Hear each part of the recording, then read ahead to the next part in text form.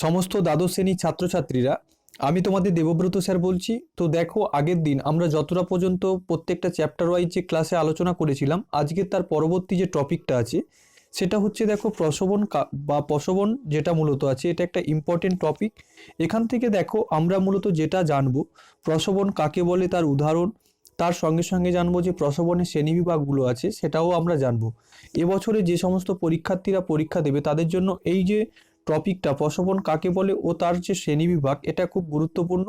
তো সমস্ত ছাত্রছাত্রীকে বলবো, দেখো ক্লাসটা খুব ইম্পর্টেন্ট হতে চলেছে। তো সমস্ত ছাত্রছাত্রীকে বলবো ভিডিওটা স্কিপ না করে পুরোটা দেখো, তাহলে তোমরা অবশ্যই সম্পূর্ণ প্রসবনটা বুঝতে পারবে। আর তোমাদের বলবো একটা পাশাপাশি একটা খাতা রেখো, তার সঙ্গে একটা টেক্সট বুক রাখো তোমরা যে বইটা পড়ছো। হ্যাঁ, তো চলো এবার আমরা এখান থেকে সম্পূর্ণটা বুঝে নেব। তো মূলত দেখো আমাদের যেটা প্রথম কাজ হবে, এখান থেকে আমরা প্রথমে দেখো আমরা যেটুকু জানবো সেটা হচ্ছে এখান থেকে মূলত প্রসবন কাকে বলে এবং তার উদাহরণটা আমরা সহজ সরল ভাষায় জানবো। তো দেখো প্রসবন কাকে বলে, প্রাকৃতিক উপায়ে বা স্বাভাবিক উদক চাপে যখন কোনো একটি পথ ধরে ভৌমজল ভূপৃষ্ঠে বেরিয়ে আসে তাকে প্রসবন বলে। বুঝতে পারলে, ধরো এরকম যদি একটা আমাদের হয়ে থাকে, ভূপৃষ্ঠ ধরে নিলাম, এখানে অপবেশ্য শিলাস্তর থাকতে পারে, আবার কি হতে পারে এটা প্রবেশ্য, আবার নিচে অপবেশ্য শিলাস্তর।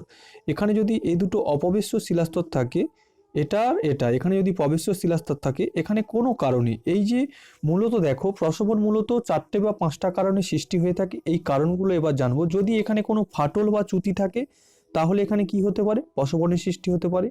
2 নম্বর যে পয়েন্টটা আছে দেখো, দুটো অপবেশ্য শিলাস্তর, এই একটা প্রবেশ্য শিলাস্তর আর এই একটা অপবেশ্য শিলাস্তর, এর মাঝে যদি প্রবেশ্য শিলাস্তর থাকে, এখানে এরকম যদি প্রসবনের সৃষ্টি হয়, সে কারণেও কি হতে পারে না, জল বাইরে বেরিয়ে আসতে পারে বা প্রসবনের সৃষ্টি হতে পারে। 3 নম্বর যে পয়েন্টটা আছে সেটা হচ্ছে ভৌমজলের চাপ, আর 4 নম্বর যেটা হচ্ছে সেটা হচ্ছে বৃষ্টিপাতের পরিমাণ, আর 5 নম্বর হচ্ছে শিলার প্রকৃতি ও গঠন। এই কটা অনুসারে কি হতে পারে না, প্রসবন সৃষ্টি হতে পারে।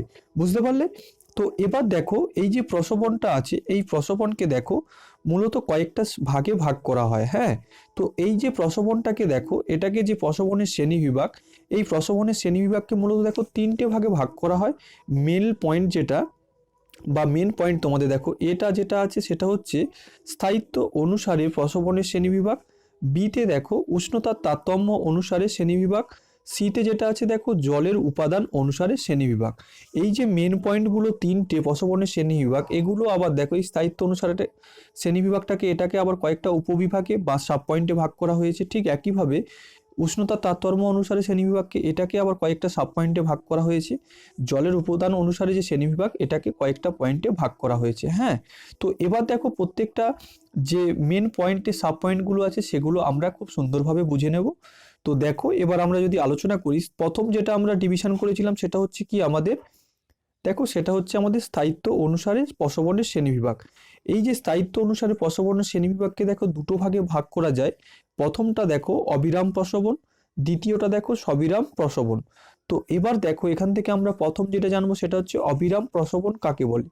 দেখো সংজ্ঞাটা দেখো, যেসব প্রসবন বা যেসব প্রসবনে জল সব ঋতুতে নিয়মিত বেরিয়ে আসতে থাকে তাকে অবিরাম প্রসবন বলে।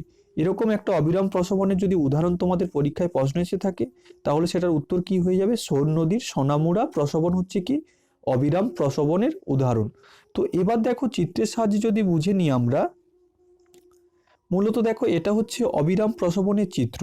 ঠিক একইভাবে দেখো এখানে হচ্ছে এইটা মূলত হচ্ছে অপবেশ্য শিলাস্তর, নিচেরটাও অপবেশ্য শিলাস্তর, এবং এর মাঝে যদি কোনো স্থায়ী সংপৃক্ত স্তর বা প্রবেশ্য শিলাস্তর অবস্থান করে, এখান থেকে বৃষ্টিপাত আর অনুশ্রবণের ফলে যখন জল সঞ্চিত হচ্ছে, এই যে জলটা সারা বছর ধরে যদি এরকম নিয়মিত বেরিয়ে আসতে থাকে তাকে আমরা কি বলবো না, অবিরাম প্রসবন বলবো। ঠিক আছে, তো নেক্সট যেটা আছে সেটা আমরা দেখে নেব যে সবিরাম প্রসবন কাকে বলে। তো দেখো এখানে মূলত সবিরাম প্রসবনের যে সংজ্ঞাটা আছে সেটা এবার আমরা খুব সুন্দরভাবে বুঝে নেব আর বলবো। দেখো তোমরা খাতায় লিখে লিখে করো, তাহলে দেখবে তোমাদের সম্পূর্ণটা বুঝতে সুবিধা হবে, তার সঙ্গে বইটাও রাখো, ভালোভাবে বুঝতে পারবে। হ্যাঁ, তো দুইয়ে দেখো আমাদের দ্বিতীয় যেটা আছে সেটা হচ্ছে সবিরাম প্রসবন।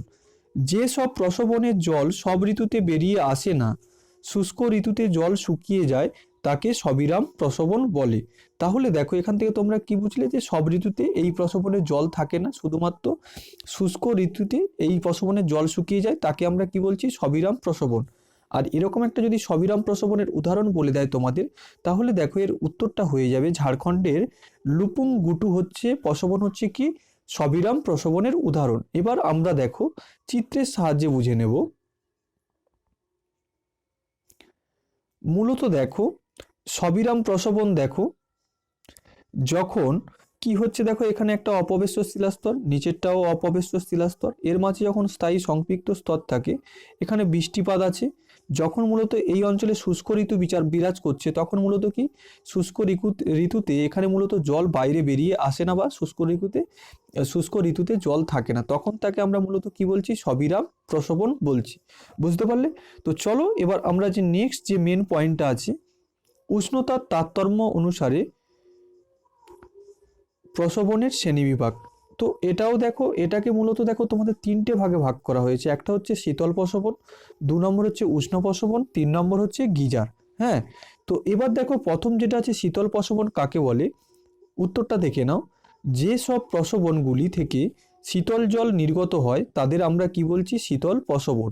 আর এখান থেকে একটা পয়েন্ট তোমরা একটু নোট করে নেবে খাতায়, না কোন প্রসবনকে স্বাভাবিক প্রসবন বলা হয়, তাহলে উত্তরটা কি হয়ে যাবে, শীতল প্রসবন।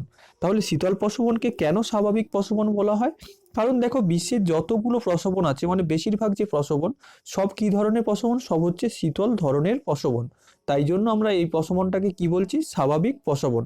তো শীতল প্রসবনের যদি তোমাদের পরীক্ষায় এক্সাম বলে একটা, তাহলে দেখো এর উদাহরণ হয়ে যাবে দেরাদুনের সহস্র দ্বারা হচ্ছে কি না শীতল প্রসবনের উদাহরণ। তো নেক্সট দেখো যেটা আছে সেটা হচ্ছে উষ্ণ প্রসবন কাকে বলে। এই উষ্ণ প্রসবন কাকে বলে দেখে নাও সংজ্ঞাটা তোমরা। বৃষ্টি বা তুষারের জল গলে ভূ অভ্যন্তরে প্রবেশের সময় কোনো কারণে উত্তপ্ত হয়ে ভূপৃষ্ঠের ফাটল বরাবর নির্গত হলে তাকে উষ্ণ প্রসবন বলে। বুঝতে পারলে? তো এর যদি এবার তোমাদের পরীক্ষায় প্রশ্ন এসে থাকে যে উষ্ণ প্রসবনের উদাহরণ দাও, তো এখানে মূলত দেখো পশ্চিমবঙ্গের বক্রেশ্বর হচ্ছে কি একটা উষ্ণ প্রসবনের উদাহরণ। আর মূলত দেখো এখান থেকে তোমাদের এমসিকিউ যদি প্রশ্ন আসে, এখানে যে প্রশ্নটা আসতে পারে যে আগ্নেয়গিরি অঞ্চলে মূলত কোন ধরনের প্রসবন দেখতে পাওয়া যায়, তাহলে এর উত্তরটা কি হয়ে যাবে, উষ্ণ প্রসবন। বুঝতে পারলে? তো চলো আমরা যে তৃতীয় যে ভাগটা আছে সেটা এবার দেখে নেব। তো মূলত দেখো তৃতীয় যে শ্রেণীবিভাগটা আছে উষ্ণতার তারতম্য অনুসারে, তো এখানে মূলত দেখো তৃতীয় শ্রেণীবিভাগটা হচ্ছে গিজার। এই গিজার প্রসবন কাকে বলে, খুব ইম্পর্টেন্ট একটা প্রশ্ন, 2 মার্কসের টিকা, অথবা তোমাদের 3 মার্কসও এখান থেকে আসতে পারে যে গিজার প্রসবন কিভাবে সৃষ্টি হয়। হ্যাঁ, তো এই সংজ্ঞাটা দেখে নাও। উষ্ণ প্রসবনের জল ও বাষ্প নিয়মিতভাবে কিছুক্ষণ পর পর প্রবল বেগে ও সশব্দে বেরিয়ে আসলে তাকে গিজার বলবো। ধরো এরকম যদি একটা আমরা প্রসবন এঁকে নিই, এখান থেকে এরকম একটা লিঙ্ক আছে, ঠিক আছে, এটা হচ্ছে প্রসবনের যে প্রবেশ্য শিলাস্তর, এটা হচ্ছে অপবেশ্য শিলাস্তর, এটা হচ্ছে প্রবেশ্য শিলাস্তর, এরকম অনেকভাবে থাকতে পারে।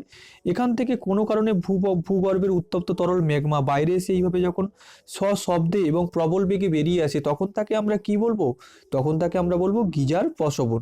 ঠিক আছে? আর এরকম যদি গিজার প্রসবনের উদাহরণ তোমাদের পরীক্ষায় বলে দেয়, তো এরকম এমসিকিউ প্রশ্ন অবশ্যই দিতে পারে। তো তাহলে গিজার প্রসবনের উদাহরণ কি হয়ে যাবে, আমেরিকার ওল্ড ফেথফুল। খুব ইম্পর্টেন্ট প্রশ্ন। তো নেক্সট দেখো, নেক্সট যে শ্রেণীবিভাগটা আছে সেটা এবার আমরা একটু দেখে নেব। তো দেখো নেক্সট যে শ্রেণীবিভাগটা আছে, দেখো জলের উপাদান অনুসারে শ্রেণীবিভাগ প্রসবনের। তো জলের উপাদান অনুসারে দেখো প্রসবনকে মূলত দুটো ভাগে ভাগ করা হয়ে থাকে। 1 নম্বর দেখো সেটা হচ্ছে স্বাদু জলের প্রসবন, আর দ্বিতীয় হয়েছে দেখো খনিজ প্রসবন। ঠিক আছে? তো এবার দেখো আমরা জানবো স্বাদু জলের প্রসবন কাকে বলে। যে সব প্রসবনের জলে খনিজের পরিমাণ কম তাকে স্বাদু জলের প্রসবন বলে। আর যদি তোমাদের এক্সামে প্রশ্ন এসে থাকি যে স্বাদু জলের প্রসবনের উদাহরণ কি, তাহলে এর উত্তরটা কি হয়ে যাবে, না দেরাদুনের সহস্র দ্বারা হচ্ছে কি না স্বাদু জলের প্রসবনের উদাহরণ। বুঝতে পারলে? তো নেক্সট দেখো যেটা আছে এর যে শ্রেণীবিভাগ সেটা হচ্ছে খনিজ প্রসবন কাকে বলে। তো যে সব প্রসবনের জলে খনিজের পরিমাণ অধিক তাকে খনিজ প্রসবন বলে। এরকম যদি একটা উদাহরণ বলে দেয় যে খনিজ প্রসবনের উদাহরণ কি, তাহলে পশ্চিমবঙ্গের বক্রেশ্বর হচ্ছে কি খনিজ প্রসবনের উদাহরণ।